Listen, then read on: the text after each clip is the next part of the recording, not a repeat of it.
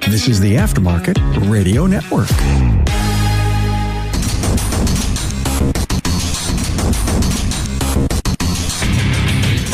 Welcome, everyone, to yet another episode of Diagnosing the Aftermarket A to Z. I'm Matt Fonslow, and today I want to talk about some sports watching I did this weekend, mainly football. But in general, I don't spend a lot of time watching sports. If I do, I watch like the highlights on YouTube, but I do enjoy them for the most part. I just like seeing amazing plays, as well as not just like individual plays, but like team stuff, team execution, be it offense or defense, depending on the sport. But before I get into that, I'd like to thank our sponsor, NAPA Auto Care. Since its relaunch in 2020, the NAPA Auto Care member site has continued to evolve to keep members updated on all the NAPA programs, promotions, benefits, and other information available to help their businesses thrive. If you're a NAPA Auto Care member, visit member.napaautocare.com to access the member portal. Not a NAPA Auto Care Center? Contact your servicing NAPA Auto Parts store to learn more about how to join the NAPA family.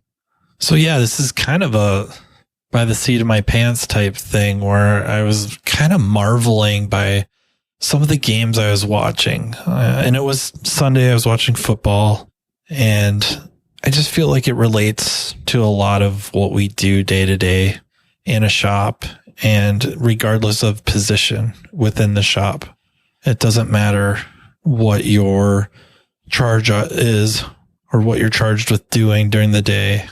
I feel like there's a really strong correlation to it. And what kind of got me thinking about it was I was watching, it doesn't even matter the teams or the players or anything like that, but the offense was on about the 5-yard line and a running back ran the ball in for a touchdown. And I wouldn't say it was like a special run or anything. He had a nice hole opened up for him by the offensive line, maybe a missed assignment by the defense, but runs it in. And as is normal nowadays, they celebrate. I guess the celebration is neither here nor there. I could care less, really. I probably marveled more at the Barry Sanders type that really, he didn't celebrate a whole lot. It was a lot of been there, done that to him. Or if being he played for Detroit, sometimes they were losing by a lot, so it was too little too late. So he was kind of a favorite player of mine. But, you know, especially with COVID, when they didn't have people in the stadiums, they really did need some level of entertainment. So they're posing for the cameras, and that's translated into today's game. They've left that, and it's fine. It's fine. But in this case, the running back celebrated kind of by himself. Not that his teammates alienated him in any way, but it was very much a me moment. A different game. And not that I just binge watched a whole bunch of games one after the other. I really didn't. But catching highlights, watching the kind of condensed versions of a different team, different running back, a very similar situation. 5-yard line, 4-yard line, 6-yard line.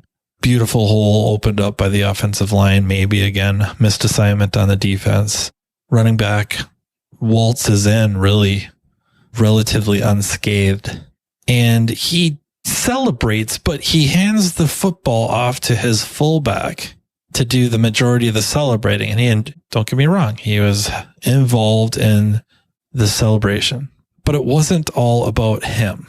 It was an acknowledgement that he didn't do that alone, that there was a sequence of events that occurred to allow him to score the touchdown. The right play was called. They practiced, worked together as a unit to execute it. The offensive line blew open the hole. So you can only practice so much against people you know and understand. Now you're going up against another team, potentially a extremely, maybe not just one, multiple extremely good players, and still execute to allow this player to be handed the ball and run it in to score. And to me, that's very important, that type of acknowledgement in the moment. Not that it isn't important after the fact, in a post-game interview or some sort of an article. I know a lot of running backs spend a lot of money in presents, gifts, for their offensive lines and fullbacks because they're so important to their success. But to see it on the field like that and to share in that success as a team with really no one entity more important than the other, that they accomplish that goal together. Or you could say that we see this in basketball as well, where, that open shot, relatively speaking, if we're playing in the backyard, our open is much different than a professional level open, but somebody gets open. Did they do it themselves? Was there a pick involved? The offensive set, the practicing of it, the loading up one side of the court. Again, like a sequence of events is required to result in that play's success. Or honestly, up to the release of the basketball from their hand. And then whoever's shooting it has to have done their due diligence and practiced and their natural skill and all that to result in the ball going through the hoop. But everything else is leading to that specific point, giving that player a legitimate shot at making a basket. And you can flip it around and go on the defense. Cornerback that pulls down a interception or just gets breaks up the play. How much of that is to do with all their skill and speed and quickness and reading the route and all that? And how much of that has to do with the defensive line putting pressure on the quarterback, making them throw under duress, making them throw before they're ready, maybe throwing in a way that they didn't really want to. If you've got a defensive line, they got their hands up. So now the quarterback can't just fire this laser. They have to kind of loft it. And that lofting causes the ball to be in the air longer, giving you time to react. That understanding of how these things work together to result in a success, be it the success of a single play or, of course, the game, the season. One of the sports that maybe does slightly better job of it, at least from a statistical standpoint, is hockey. You can have a couple of assists on one score. I know basketball, they've talked a lot about doing that where it's the pass that leads to the pass that leads to the score and getting 2 assists. And in hockey, that's something that happens where sometimes it's the pass that leads to the pass, is the truly brilliant play, if you will. Hey guys, Matt here talking to you about what the NAPA Auto Care Center program can do for your business. You probably already know the NAPA brand is the most recognized and trusted name in the automotive aftermarket industry. In fact, studies show nearly 95% of customers recognize NAPA and associate it with quality parts, service, and technical expertise. So why not complete a Pro Image upgrade and take advantage of that? Pro Image is a co-branding program for the exterior and interior of your shop. On the outside, it includes the NAPA colors and distinctive NAPA signage. While the public may know you as a reliable, locally owned business, a Pro Image upgrade helps set your shop apart from the competition even further. It is also a visual signal to your customers and potential customers that you and NAPA are partners. Most importantly, Pro Image really works. This co-branding opportunity has helped NAPA Auto Care Centers across the country increase their car counts and sales. In fact, those that have completed the Pro Image project enjoy an average of 23% sales increase during their first year. Pro Image upgrades are also available for the interior of your shop. A Pro Image interior upgrade transforms your customer waiting area from merely utilitarian to warm and welcoming. The goal is to maintain your shop's independent identity while enhancing the customer's experience. You can get a free look at what a Pro Image exterior or interior upgrade can look like by visiting the NAPA Auto Care member site and clicking on the NAPA Pro Image link under the NAPA Pro Image tab, or contact your local NAPA Auto Parts store. Your servicing NAPA store can tell you more about Pro Image plus the hundreds of other reasons to become part of the NAPA Auto Care family, the largest network of independent auto repair shops in the country. It's hard to ignore how that translates to a shop. There's sequences of events that result in the success of a repair. It depends on how far you want to move that camera in and out. How far back do you want to take a look? We can't have cars there without customers. the customer has to elect to bring their vehicle there, choose the shop, what all goes into that, the look of the building, the look of the website, the look of the shop on social media, the advertising, radio ads, TV ads, internet ads, the successes of your coworkers on certain repairs that led to a good review, that led to this person looking up auto repair in your area and seeing that the good reviews for your shop, so that now you have the opportunity to service this vehicle and have the opportunity to succeed. And now even, zooming in maybe a little more, whatever technician, however want to label them, maybe have a technician that does the inspections. Maybe they focus more on the later duty type repairs, but that's a very needed position within the company. And they find legitimate work that is maybe outside of their skill set, or just the amount of time the shop or management wants that technician to be anchored to a car. Maybe they have, a tech or two or however many, it doesn't really matter.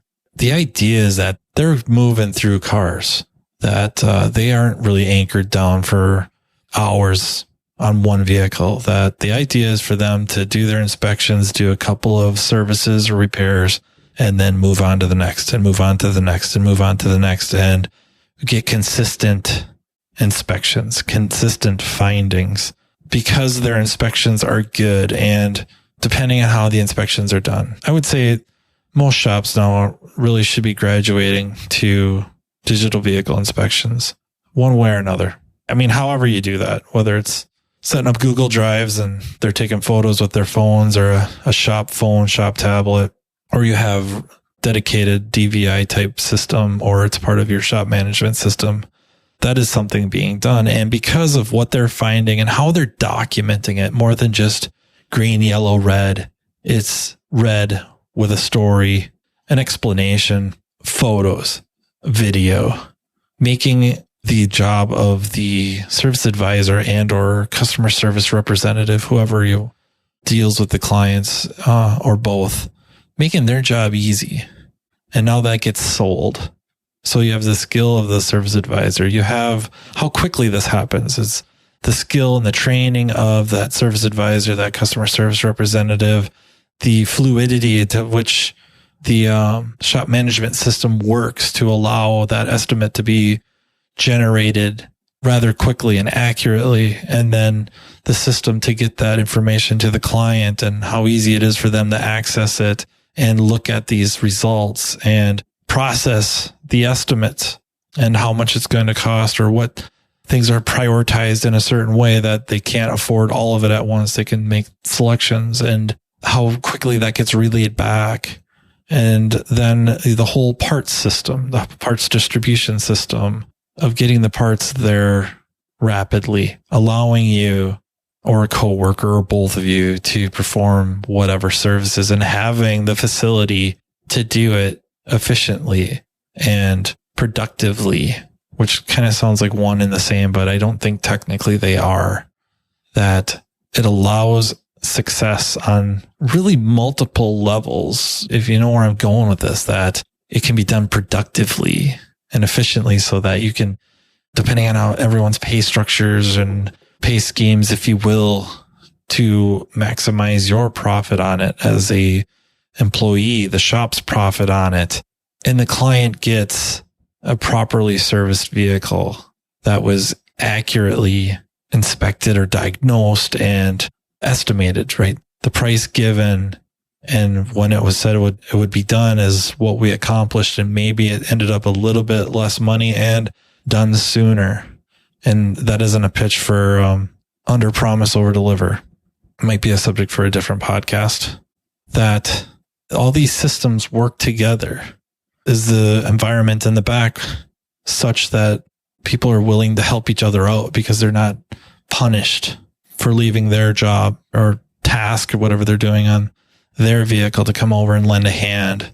All these things working together, right? They're just all these mechanisms, all these systems. I think I mentioned last week that I have a very difficult time not looking at things as an equation, as a series of symbiotic systems I know I've broken record this a lot, that the organization, the word works with organism, and how these systems work together, how people within the system work together to accomplish a profitability and continued service work, ultimately trying to grant or provide a client the best service experience as possible. And you have to phrase it that way because it's money they probably don't want to spend, right? I mean, there's a big difference if your shop's located next to a freaking Gander Mountain or, whatever store, and they can walk out of there with a brand new rifle and fishing reel or pole, or further over, they can come up with a brand new television that they've spent thousands with a grin on their face, and they're going to spend half that on their vehicle, and they're not exactly enthused about it. That's just the reality. So all we can do is really provide the best possible experience. And that's how these systems all work together. And I guess the reason I started out with a reference to the football games was, in the moment, can you just step back for a second and look around? Or if you don't want to physically look around and get busted, just think around what it took for all that to occur. And not saying don't give yourself some credit, of course, but I think there's a lot to be said about the humility of being kind of that humbleness and that recognition of everything else that needed to take place for the result to happen the way it happened. And a lot of times, the only time we really think about it is when things go awry. We don't stop and think about it when things go really well. And I think that should be a regular duty of management. But I also think everyone in the system needs to step back once in a while and kind of think to themselves like, wow, that went really well. Here's why. And seriously, I just think that recognition can help really improve the shop culture, the shop environment, the work environment, realizing how these series of seemingly small events add up to something very good, very positive for everyone. The whole thing's about trying to have everyone come out smelling like a rose at the end. That would be the best. The customer's happy as they can be. The shop profited, the employee profited, or the team member, and everyone kind of once in a while gets a little bit of a pat on the back, at least acknowledging their part. So that is how I'm going to leave you, is just once again stepping back. I think that's another recurring theme amongst a great many with the podcast, with honesty and thinking. And but I think there's a lot to it. I think it means more than we may give credence to. And I don't say that because I said it. I look at others that do that. Case in point, interview with Mark Cuban, the owner of the Dallas Mavericks. He's the Shark Tank. He had a recent interview with Bill Maher, and as well as I think he was the subject of a CBS Sunday Morning. And the acknowledgement of how lucky he is. I mean, get it. Yeah, he's super lucky. He's a billionaire. But being lucky in the time he was born, the generation just before the internet, and the values he learned growing up where he grew up, and just how it's like tumblers in a lock fell together and worked perfectly for him. And he greatly understands that a lot of his success is due to pure luck. That's not to discredit the hard work. That's not to discredit skills, talents, anything like that, but also a very, very healthy pinch or multiple pinches of luck in various places in time. And I think a lot of successful people have that. And there's, I think, a lot of power in acknowledging that. And again, back to kind of that humility. So recognizing that you're a part of a machine, part of a system, part of an organism, and how you contributed to it, as well as how everyone else contributes to it, including the customer, including the parts store. I think that's how I will end. And I just want to thank you once again for listening. Thank you to NAPA Auto Care for sponsoring. Thank you to the Aftermarket Radio Network for really making this all possible. And if you have any ideas for subject matter of future podcasts, please do not hesitate to reach out. You can email me at mattfonslowpodcast@gmail.com. You can reach out to me via social media. I love hearing from you guys. I really do appreciate all the kind words and the comments. And if you're listening to this on YouTube, don't forget to hit the like button and the little bell so that you can get alerted when another episode comes out. So until then, take care. You've been listening to Matt Fonslow, diagnosing the aftermarket A to Z on the Aftermarket Radio Network. Follow Matt on your favorite listening app. He's very interested in what you have to say. Let him know what you'd like him to cover and come on the show. Matt is all for advancing the aftermarket. Find Matt Fonslow on social media and connect or on aftermarketradionetwork.com.